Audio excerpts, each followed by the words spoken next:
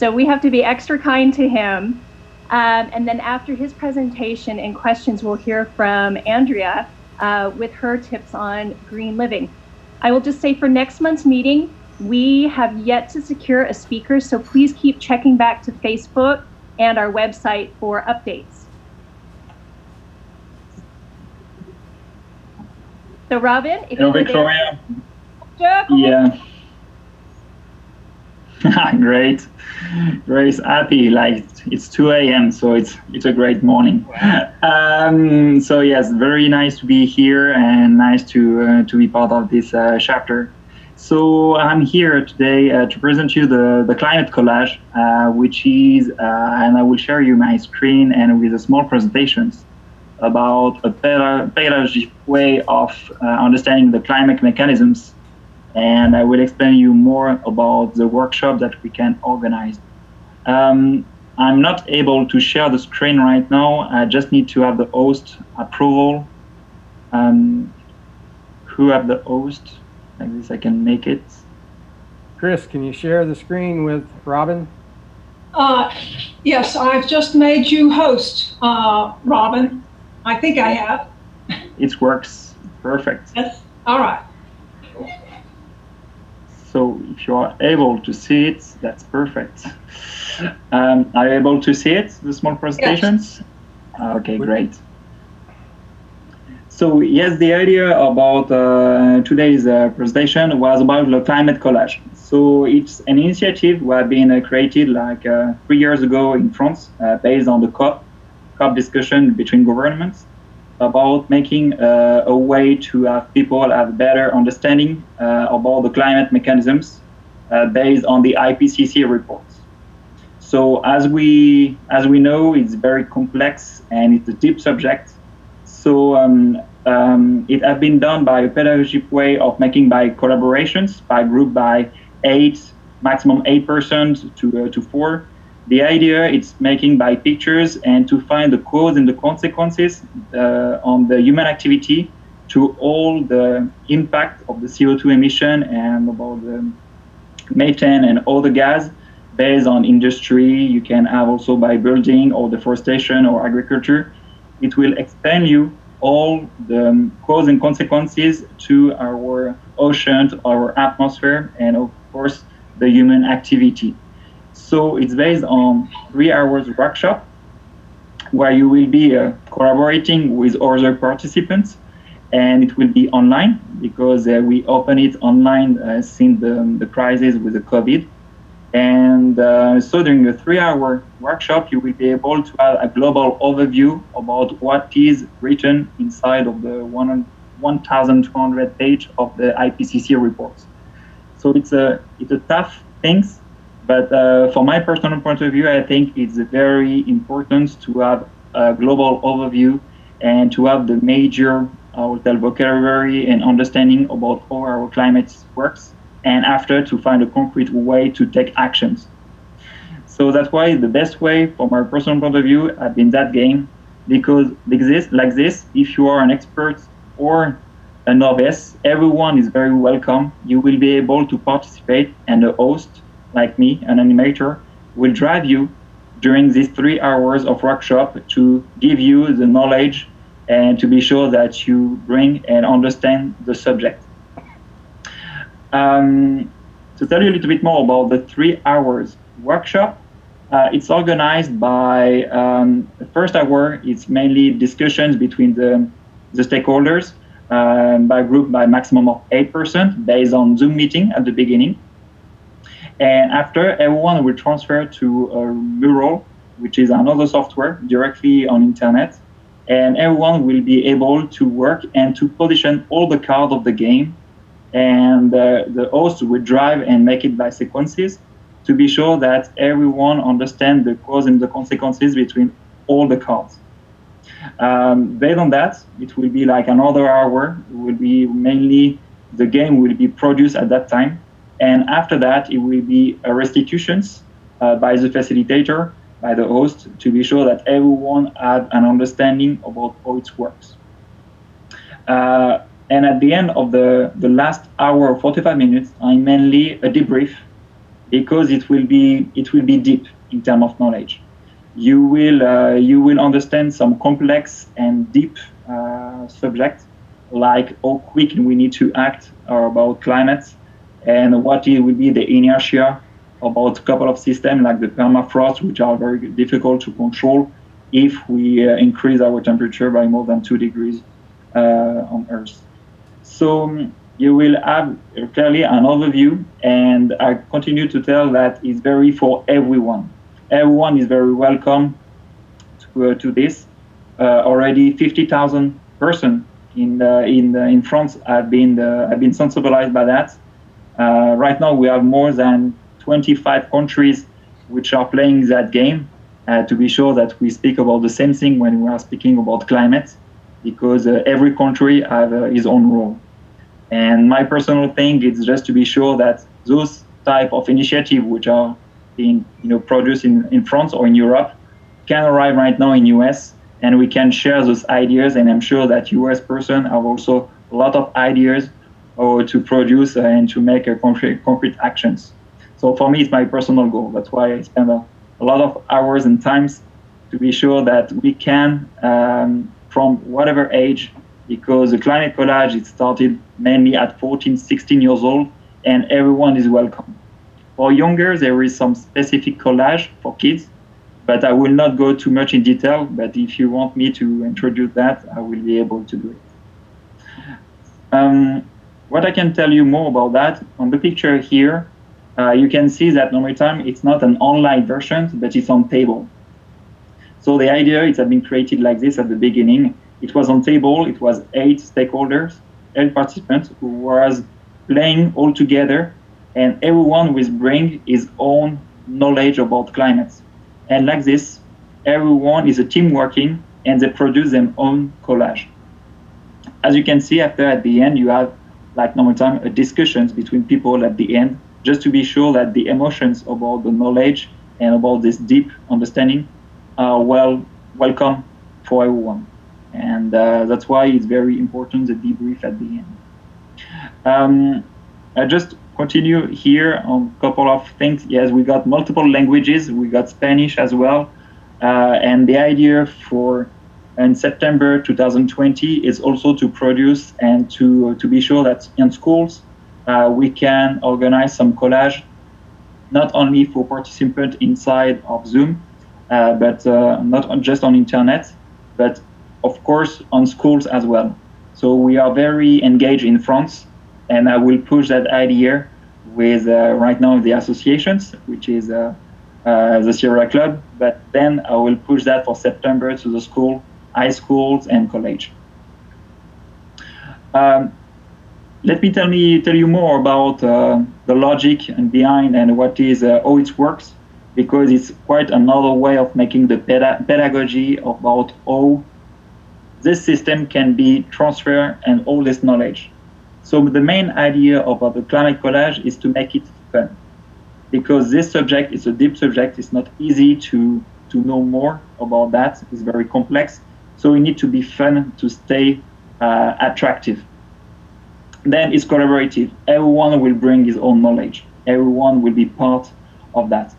And after, as you know, the IPCC are very based on scientific, and everything will be told during and validated during that game will be based on this IPCC report. So just to let you know that it's very square. Yeah, I've been verified by also people who work on the GIEC or the IPCC for different countries. And today, yes, we got like, this is not updated, but 50,000 persons have been already participate to collage in France. And we expect it right now to open it in multiple new countries. And it's worked quite well in Asia, first of all. But right now in US, I'm pushing it, the first reference in US. So I'm very pleased to present you that. And the next sessions will be on Saturday at 1 p.m. And I will be able to share you a link today about the workshop. And we also organize from the 4th of July every 2 weeks on Saturday as well at 1 p.m. for 3-hour sessions. Every 2 weeks, it will have sessions already booked. And it will be right now European facilitators. That's why the hours is not very easy, because it will be people from France or from Germany or from UK. But after that, we will have some facilitator in US. It will be much more flexible to make it on a week after work or at different hours. So this is a climate collage. I know that Chris already participated to one of the collage, where is a very a good time to make it that with you. Right now, yes. I had to, unfortunately, had to bail out early, but I must say it was an intense learning opportunity regarding climate change. And I can see how it would be particularly wonderful for teachers to use, because you can adjust it to whatever the knowledge base is for the group that you're working with. Yeah, exactly. The idea is very to everyone as a citizens to have those knowledge, to grab it easily and quickly in 3 hours. Honestly, if you are a novice and you don't know anything about this scientific aspect, you will be able to catch and to understand how you can act and the global mechanisms. And furthermore, after, you will be able as a citizen also to explain to other persons, like, in Christmas to your family. And after one workshop, you will be able to grab those cards from internet and to make it by yourself to anyone and for free. So that is very important because the logic behind that is very to sensibilize the maximum of people on Earth. This is our goal. If you have any questions, in any case, I will share right now on the chat the event, the 2 events. If you want to register, I will be very pleased to host you on Saturday. And for the next session, it will be in July. In parallel, we also put the event on the Facebook. Katarina, which is our intern, make it, and she's very pushing on international, and US is very important. It's mandatory, very mandatory. So I will send you that. So right now you got it on the chat. Do you have questions or interest? No one has questions? Is Ginger there? No? Ginger was back, and now I think she's... Yeah, I'm here. There you are, yay. Any questions for Robin, Ginger? No, not really. I did go through Robin with this presentation once before, and it's wonderful, and I really like it. And there was one for Catherine Haas or something this Saturday, Robin. So that's Saturday at 1 o'clock. This Saturday, correct? Yeah, there is one this Saturday at 1 p.m. In Dallas time. And after it will be the same time every Saturday, for the 4th of July, every 2 weeks. Okay, great. But after we will be flexible, and as soon as you got any, if you have a better time and as a group you want to organize something, let me know. You send me an email or by Facebook, and I will be able to organize that. Okay. Good. Yeah, I'll be out of town this Saturday, but I hope to join one in the future. Yes. Of course. Thanks. So thank you. Yeah. Any further questions for Robin? This is Liz. I am wondering if you, and I apologize if I missed it, but have you already, Robin, first of all, thank you for doing this, especially in the middle of the night for you. We really appreciate it.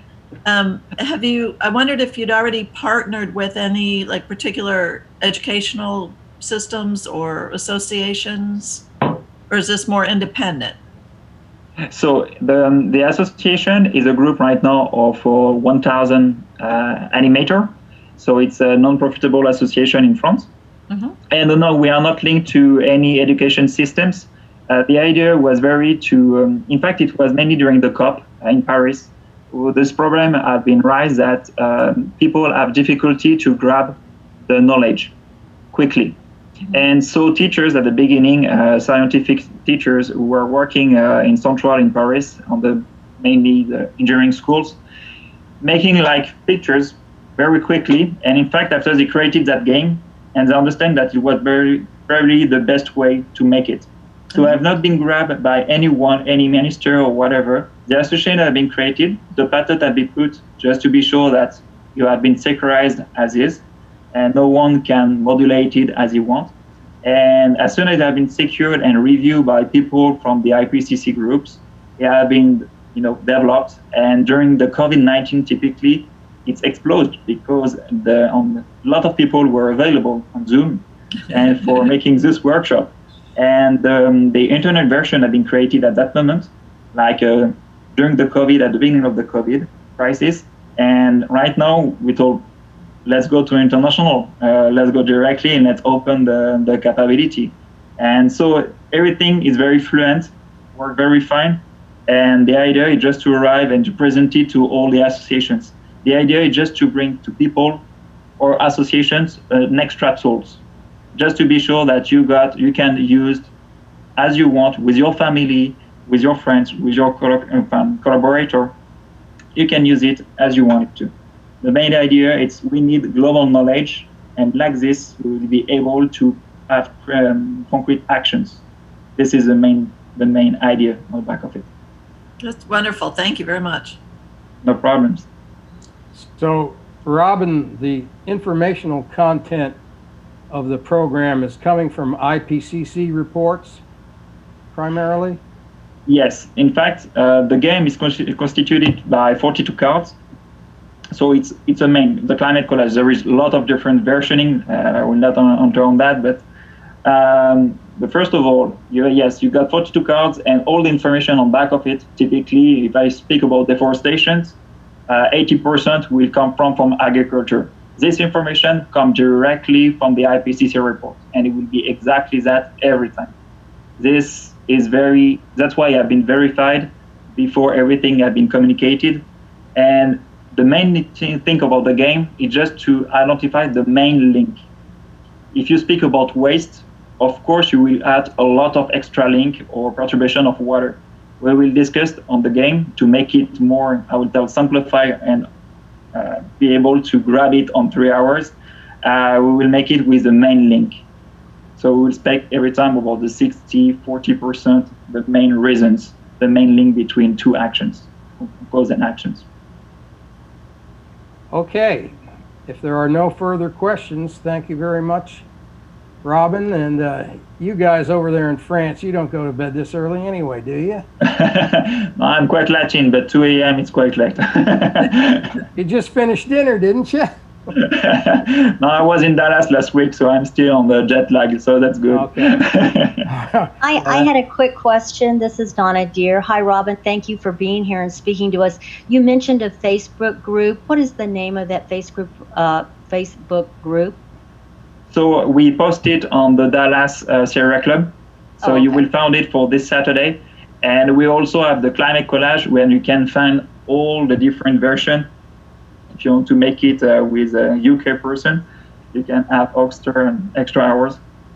But you will find it directly on the Dallas Sierra Club for that one. Thank you. Thank you. Any further questions for Robin? If not, we'll go back to Victoria and you can introduce Andrea.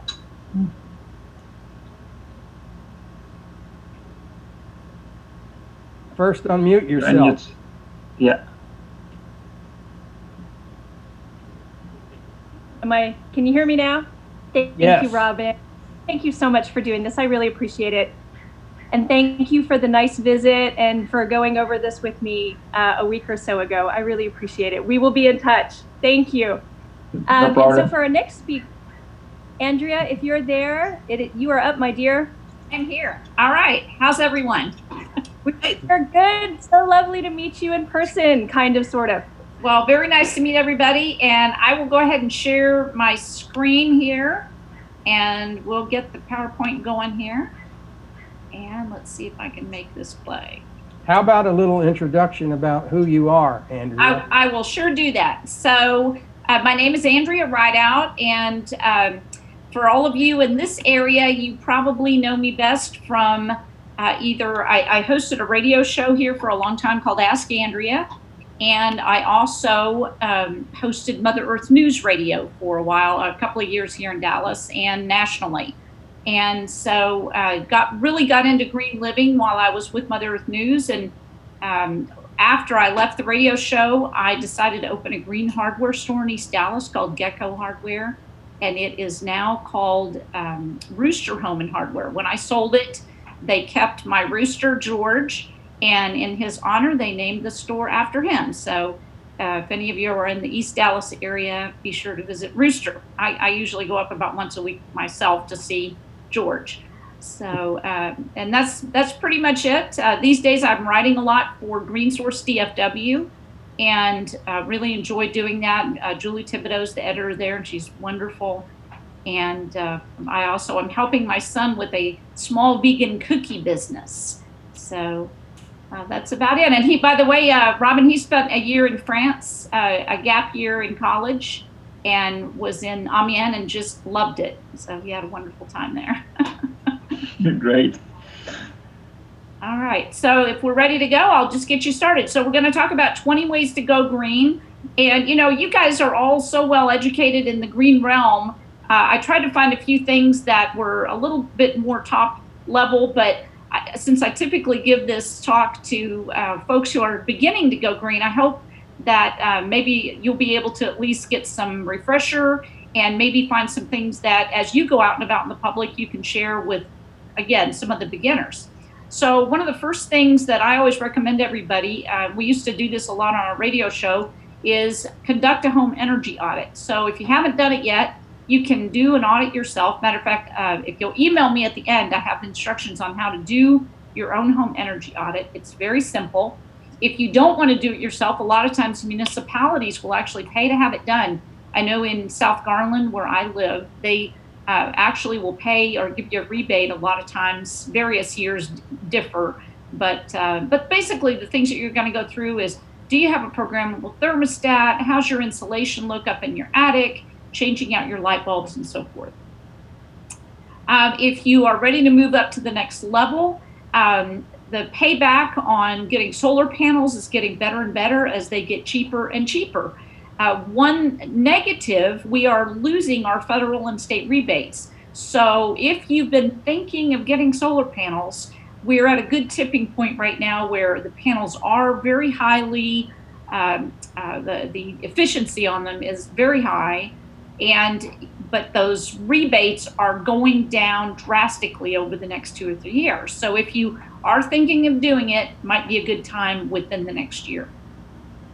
So obviously another one that many of you probably already do is drive less. Whether you ride a bike or you carpool or you just think about your journey. Hey, I'm going to drive from Dallas to Fort Worth. What else in Fort Worth do I need to do today while I'm over there? And so many people don't do that. And again, it's just having those types of ideas top of mind.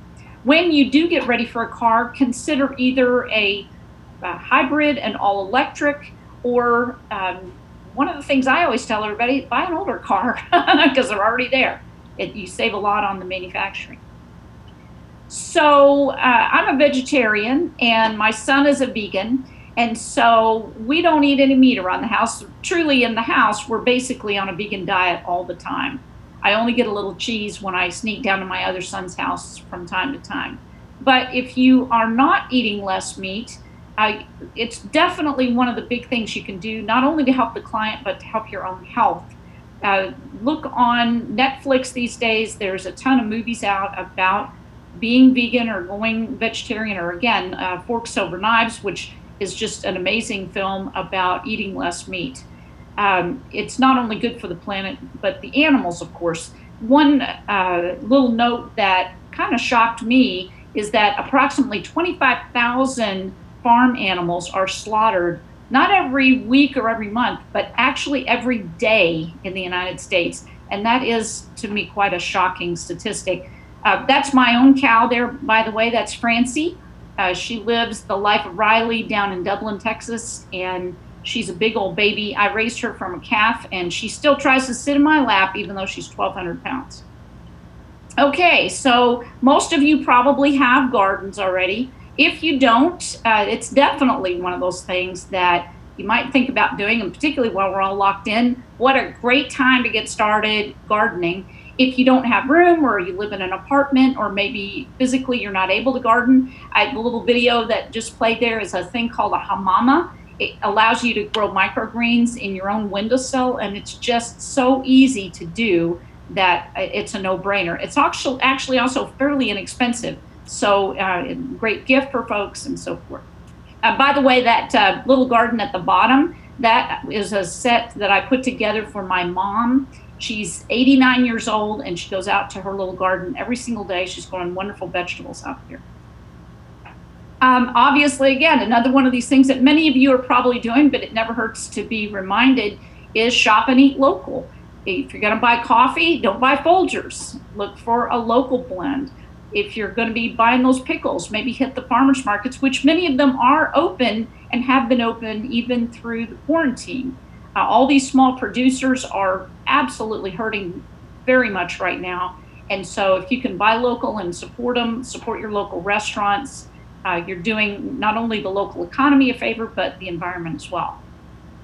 This is my house, and you can see that I've replaced a portion of my own front yard with native plants. Again, this is a great project to do. It's actually a lot of fun. And here in Texas, you will save a ton of water. So I didn't like watering my lawn anyway, and so pulled out a lot of the grass and replaced it with some beautiful natives. I never watered them, ever. And when I'm sitting on my porch, I will have literally hummingbirds fly right up to my face, bees all over the place. I have bumblebees in my yard, which I hadn't seen since I was a kid.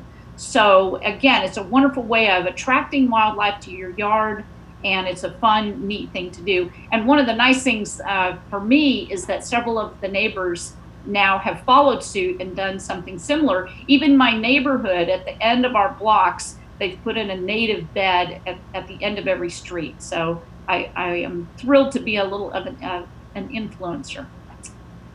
All right, so many of you, again, probably have rain barrels. If you don't, build your own. Texas A&M Ag Extension has classes on it all the time. It's like $50, and you leave with a rain barrel.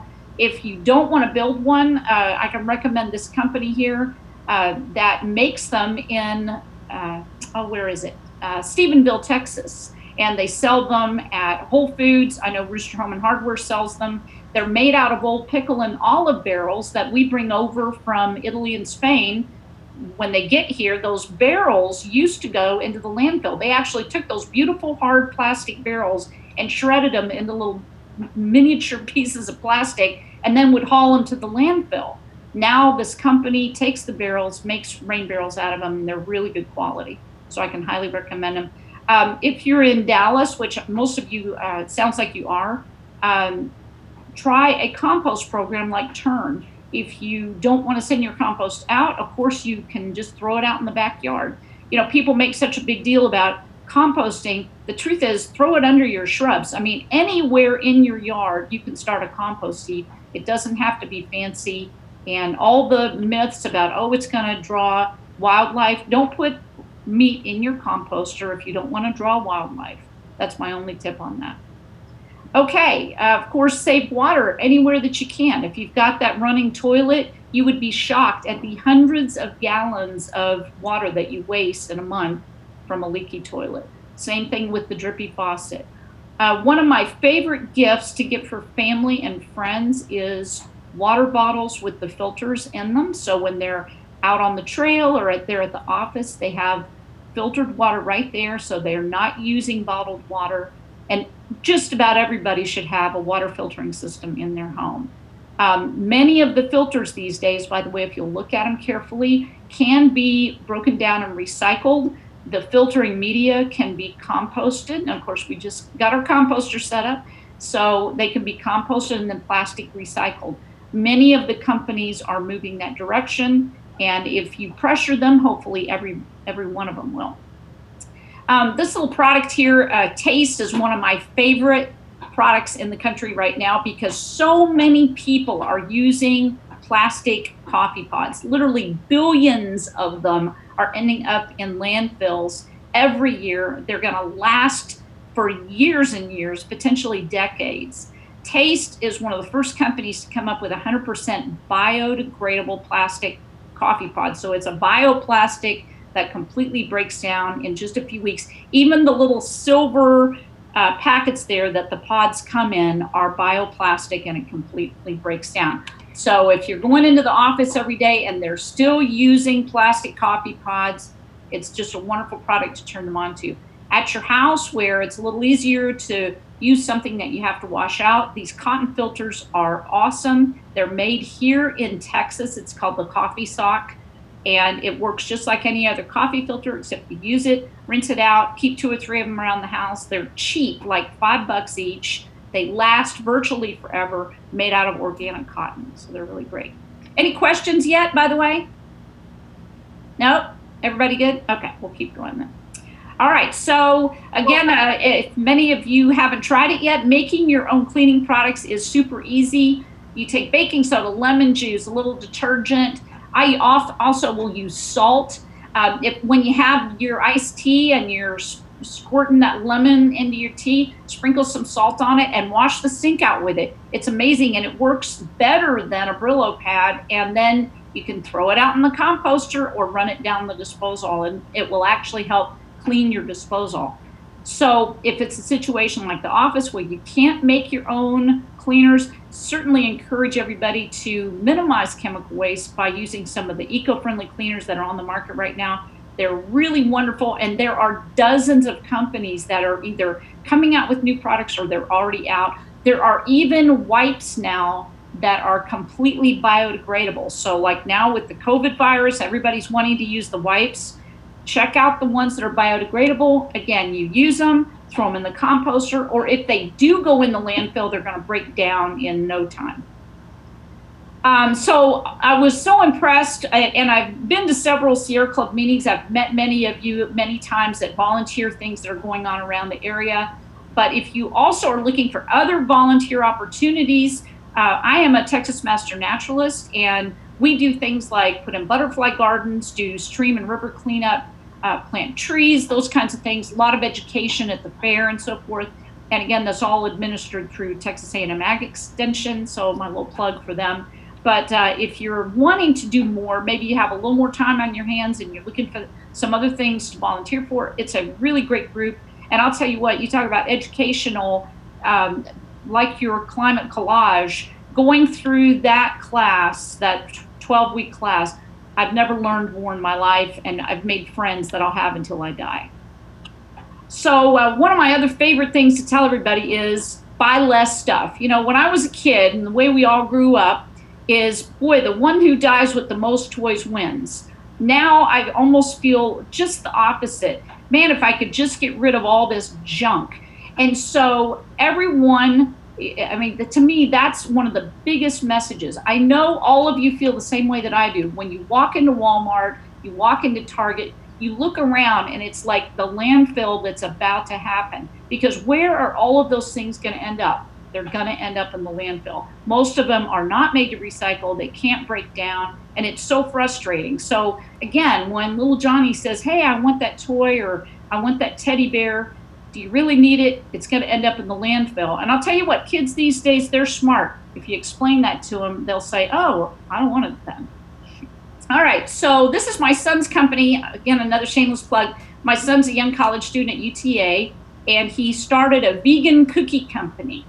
And maybe he's a little bit of a chip off the old block, because when he started the company a year ago, one of the first things he said is, Mom, I want to make vegan cookies. I want them to be organic ingredients, and I don't want them to be in a plastic package that's just going to go into the landfill. So we did a bunch of research, and we found these plastic bags that are made from sugar cane, and boy, did they break down. We did a test in our own garden. The labels are also made out of sugar cane, and they break down in weeks. Why isn't every company using these kinds of products? The government of Canada just came out with clamshells, you know, the harder type plastic packaging, that's also made out of all biodegradable plastic. somebody's competing with me. Anyway, so again, as you're looking for products, you're going out shopping, my next slide kind of has the same type of message. Look at the products and say, is this item biodegradable? Is the packaging biodegradable? Is it packed in styrofoam and so forth? These three companies that I'm showing here, they're all really conscientious, great companies. The one on the top is called Green Toys. All of those toys are made out of recycled milk bottles. Number one, the toys are super tough. I mean, you could run over them with a truck. They would last virtually forever, but they're made out of something that's completely food safe and completely recycled. It's 100% recycled plastic, and kids love them. They're a lot of fun. The napkins there in the middle, again, I love using paper napkins. What I do, I actually go out to thrift stores and I'll buy the old lady ones, you know, like from the 60s, and we just wash them over and over again. But this company here, these are organic cotton.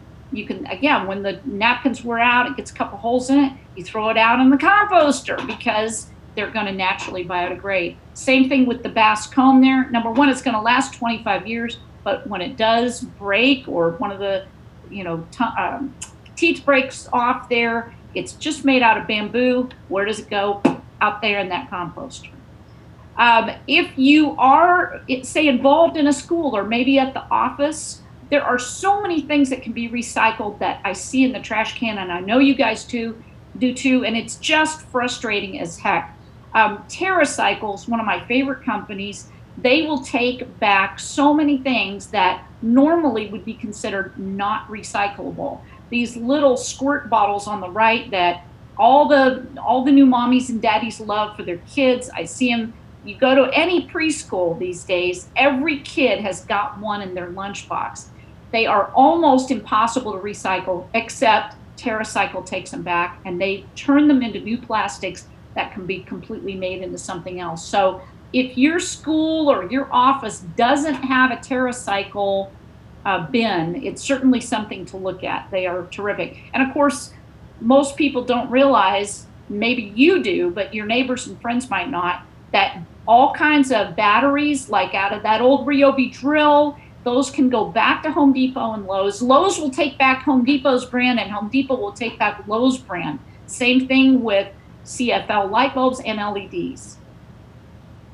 Okay, this is one that my son and I are actually going to try here in the next couple weeks. We try to be as zero waste as we can, but have you ever gone zero waste? Even for a day. We've done it for a day at a time a couple times.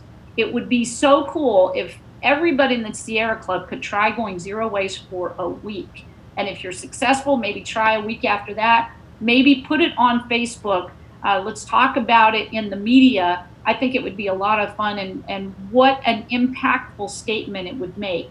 And so one thing I am very proud of is that we fill our recycling tub usually 10 times over before we fill our trash can. We hardly ever actually use our trash can anymore. So, okay. So again, you guys are activists, and I'm kind of preaching to the choir here, but if you've got extra time, maybe you volunteered a lot and you're looking for something else to do, there are projects all around you that could be done.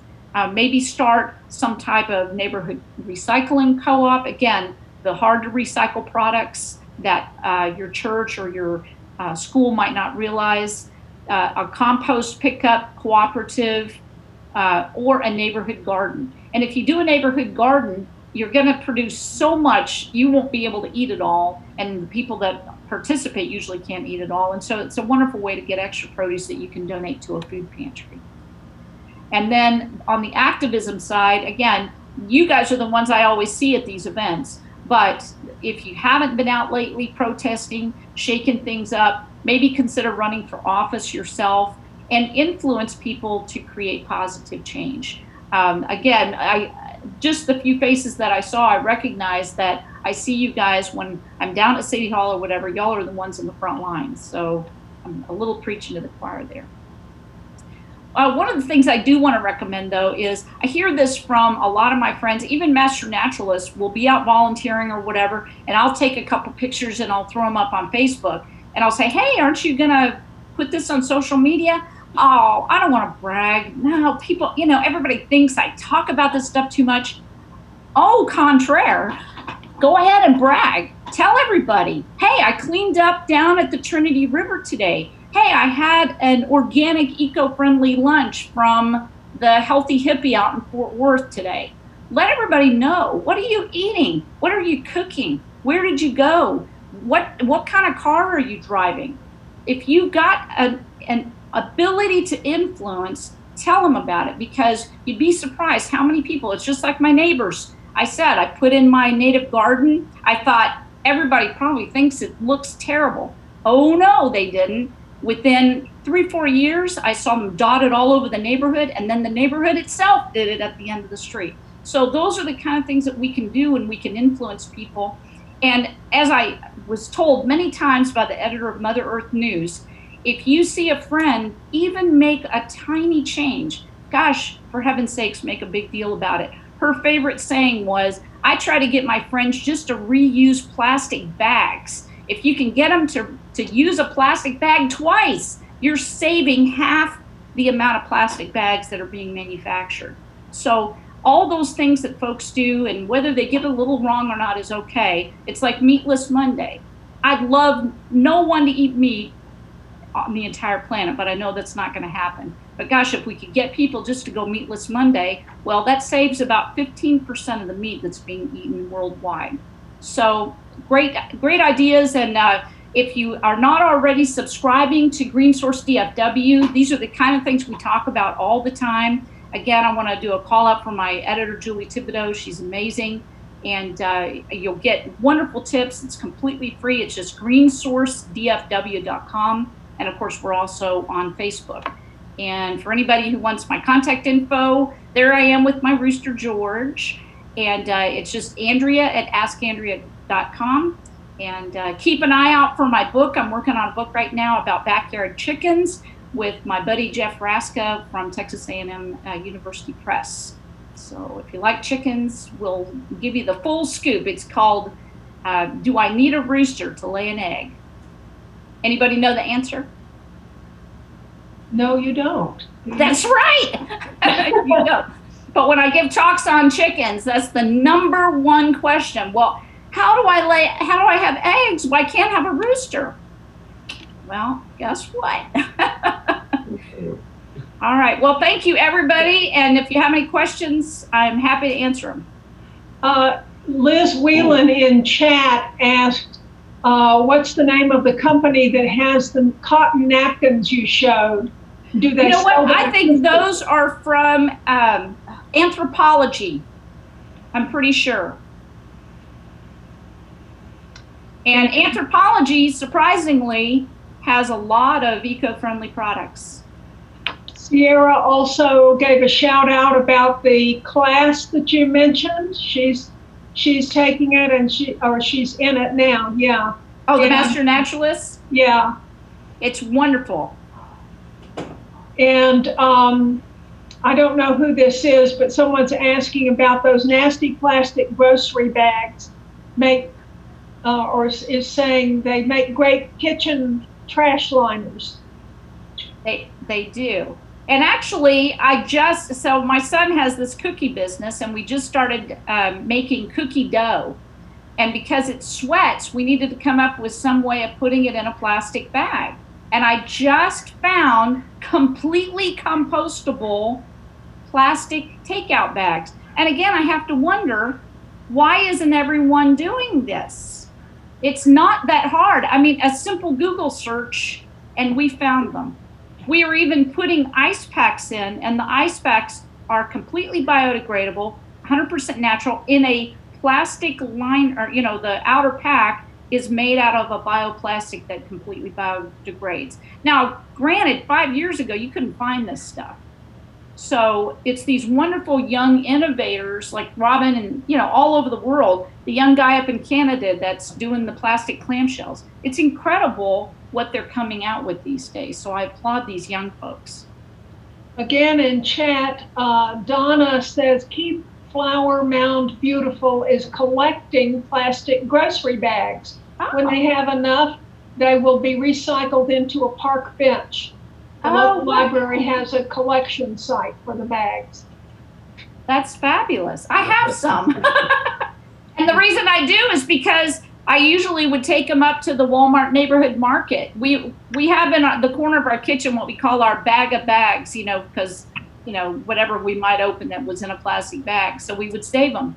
Well, Walmart's not taking them right now because of the COVID virus. So I'll get you some bags. My husband has a question. Several questions. How do you keep the weeds out of your native garden? That is a trick. And I will give you a couple of ideas. So the way I do it is I put down a lot of cardboard boxes. So number one, I dig up that grass down about 4 inches with a spade, and I had some helpers. And then we put down a thick, like triple layer of cardboard, then mulch on top and plant through that. But even then, you know, that Bermuda grass, boy, it just wants to come back. And so it's a vigil. Eventually it gives up. And then is this presentation that you've made for us tonight or something like it available on the web as from a separate URL that we could reference to our friends? No, but I would be very happy to set it up that way. I actually just finished it today because, like I said, I was trying to make it a little bit more top level. Usually I go through and tell people, change all your light bulbs for, you know, compact fluorescents or LEDs, usually LEDs. You know, take your own shopping bags to the grocery store, things like that that are more basic. And so I was trying to give you guys a little improved version. Well, one way might be that after we get this up on the web, just to simply copy this part of it, and that might save you a lot of work. Well, that'd be great. And like I said, I'd be happy to email it. Actually, I did email it earlier to one of the gals. Oh, well, could we put Victoria, it up? maybe? Yeah, could we put it up then on our Facebook page and our Sierra Club website? That'd be great. Yes. That would be great, too. I'll get Okay. And one more question. You mentioned this TerraCycle link. Could we get that link? The company, I guess. Oh, we can look that up. And I think it's just TerraCycle.com. I'll tell you how they started. If you remember back 10, 15 years ago, they were the company that came up with making like purses and stuff out of Frito bags, you know, Doritos. You'd see people carrying these bags that were made out of old potato chip bags. That was that company. And they've just grown and grown. I mean, they've exploded, which is great. Yeah, it sounds great. Okay, well, this is a great presentation. Thank you very much. Well, thank you. It was wonderful. Again, I applaud you guys, and I need to get more involved with the Sierra Club. This will be the year. Great. Wonderful. Okay, did you see the question about styrofoam? Oh, no, Where is a good place to recycle clean styrofoam like egg cartons? You know, there is one of the, well, number one, if it is egg cartons specifically, give them to a friend that has chickens. They're always looking for egg cartons. But one of the cities, again, maybe Flower Mound or Frisco up there, has a styrofoam recycling collection point like once a month. Andrea? Victoria. Yes, we have, with my group, Save Lucas Recycling, Turn Lucas Green, we have a monthly styrofoam drop-off in Lucas. Oh, great. And we take stuff to Frisco. Frisco has open styrofoam recycling for all, regardless of residency. So you don't need a driver's license or anything. You just show up, it has to be clean, and they will take everything. Fort Worth does have styrofoam recycling, but it cannot be food related, and you must be a resident to take it and be a part of that program. Also, actually, you can take your styrofoam to the DART container facility. You'll have to Google it. There's one is in Ennis and one is kind of outside of Waxahachie. Okay. There is also a new group on DFW Green Source that Julie just posted that is doing a drop-off in Waco. I'm not familiar with the group, but if you go on DFW Green Source Facebook page, it was within the last couple days that she posted that. Wonderful. Well, I have actually sent some out to Frisco. I didn't take it personally, but I did a house remodeling project, and whatever we got, ceiling fans or something, all came packed in styrofoam. And so we collected like a couch-sized plastic bag of it. And one of my guys took it up there for us. So it was great that they did that. And I think it was Frisco. It is Frisco. Frisco is a great program. The Frisco Environmental Center is worth checking out. They are really trailblazers, impressively so. A good story for me for Green Source, maybe. Yes, absolutely. Wonderful. Well, what a great group. Again, you guys are wonderful. And I can't wait until you start having some public meetings again. I bet you. Yes, well, this that is could be a public, it's while. just not face You to mean in face. person? In person, yeah. Yeah. I'm afraid that's going to be a while. Yeah. I think you are right. Later rather than sooner. Actually, Yeah. Andrea, a couple more questions. Oh, okay. Ryan asks, does the Sierra Club work with any community gardens? I have a row of the community garden at Flower Mound First Baptist Church. So I guess that's not an Andrea question. Susan asks also, will Lowe's take my hearing aid batteries? I think they'll take just about any batteries, but don't take my total word on that. You know, everybody changes this stuff all the time. But I just did a story for Green Source for Father's Day, and actually my pick of all the products that I reviewed was some little AA and AAA batteries. Actually, they even have a 9-volt that plug in and recharge with a USB cord. They are made from recycled material, and when you're done with them, they can be recycled, unlike normal batteries. But they last 1,000 charges. And I thought, wow, that's great. Just to point out another place that does electronic and battery recycling, Best Buy. Oh, now, I don't know what they do with them afterwards, but they are not very discriminatory. They'll take computer monitors, which are very difficult to get rid of, and things like that. Wonderful. Okay. Are there any further questions or suggestions or information you want to transfer? I have a quick question. Andrea, you said you recommended water filters for everyone. For everyone, that sounds like you're saying that the city of Dallas tap water is not safe to drink. Oh, I don't know that I'd say it's not safe to drink. I don't think it tastes that great. And in particular, Garland, I live in South Garland. Our water tastes, well, I just prefer it to go through a filter. I'll put it that way. Don't want to say too much negative. It's probably perfectly safe, but for my taste, I prefer it to go through a filter. And so I've done a lot of stories on water filters, and I've really, over the years, I guess, just gotten kind of hooked on them myself. And what impresses me, though, is that some of these companies, again, the plastic waste that the filters themselves were creating wasn't as much as the water bottles they were displacing, but it was certainly not environmentally friendly itself. And so there are several companies now that have a recyclable filter, and many of them are researching it. Like I just did a story, maybe 6 months ago, and several of the companies I spoke to said we're moving that direction. So that's my only thing. If you need to use a water filter or want to use them, or I have a sister who was driving me crazy. Every time I go down there, there'd be 3 or 4 half-drunk water bottles on the kitchen counter. I shouldn't tell you that. And finally, I went and bought her a filter, and I said, Christy, this is crazy. Do you know what kind of waste this is creating? And so, again, it's one of those things that I love giving as a gift. And besides that, the water in those bottles is probably not as good as their tap water. It probably isn't. In terms of pollutants. Well, not only that, it's sitting in the plastic bottle that's been in a hot truck in a hot warehouse, then in your hot car, and then you drink it. It's like, woo. And the plastic itself will leach. That's exactly what I mean. Into the water. You bet it does. Mm-hmm.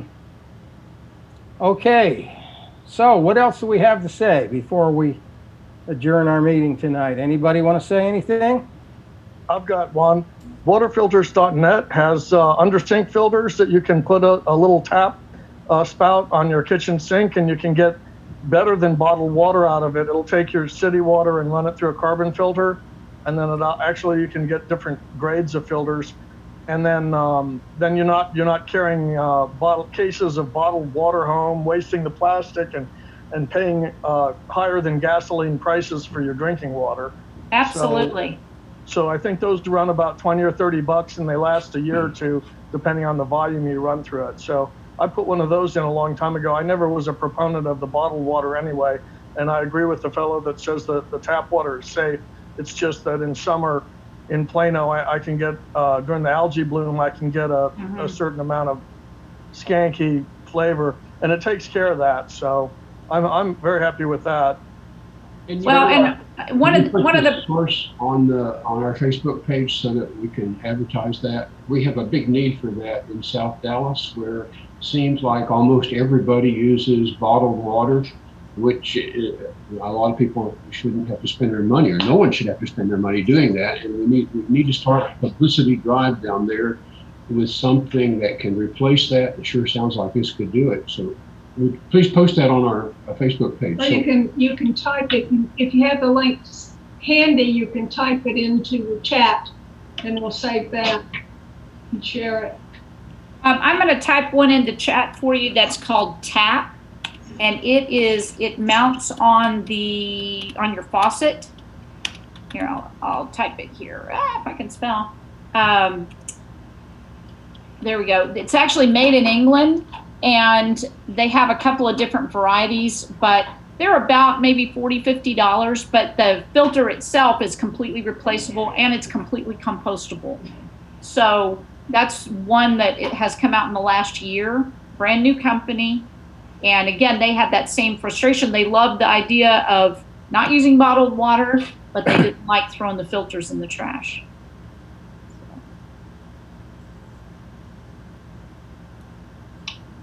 Okay.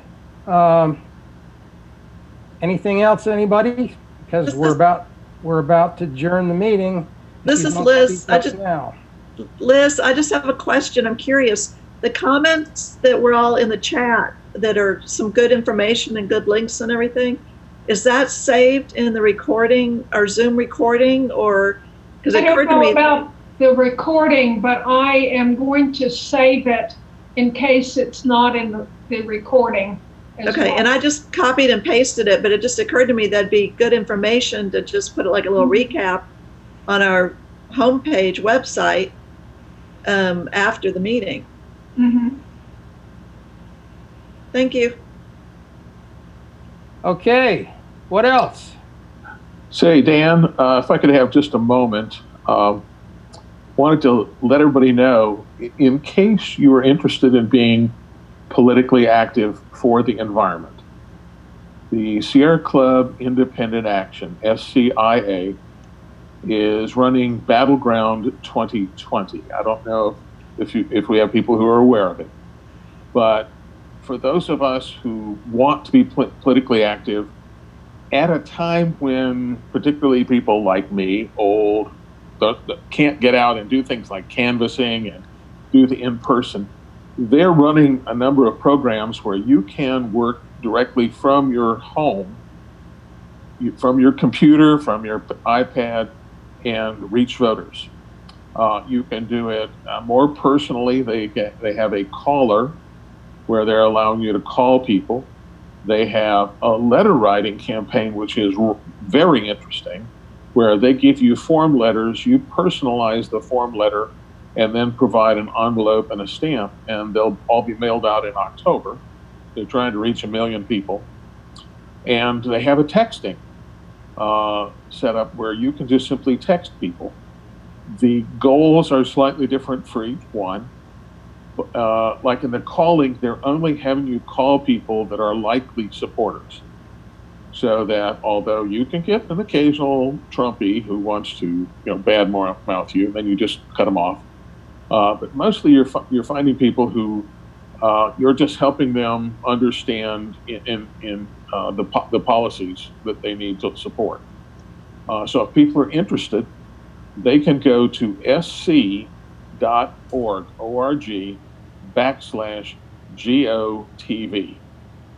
So it's sc.org GoTV. And you can sign up and do as little or as much as you want between now and November. And they're targeting swing states. We're just finishing up on Florida. We're moving to Michigan.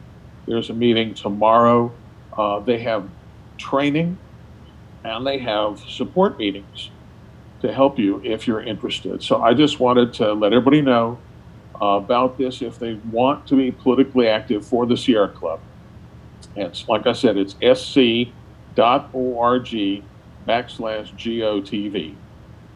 So, and that's also, you can find it on the regular Sierra Club National website. Okay? All right.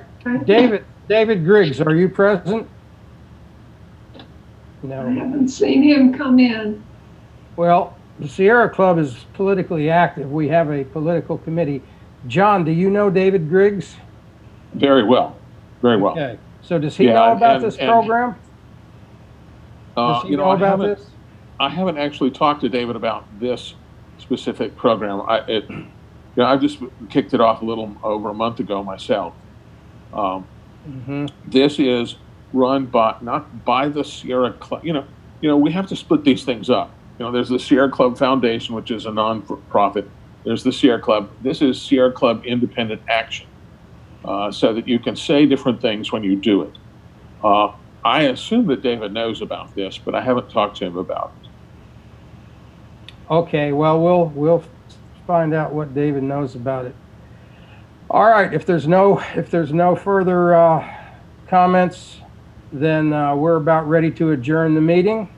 Thanks everybody for showing up. Thank you. One more thing, if you are new to this group, I will remind you, please let us know more about yourself.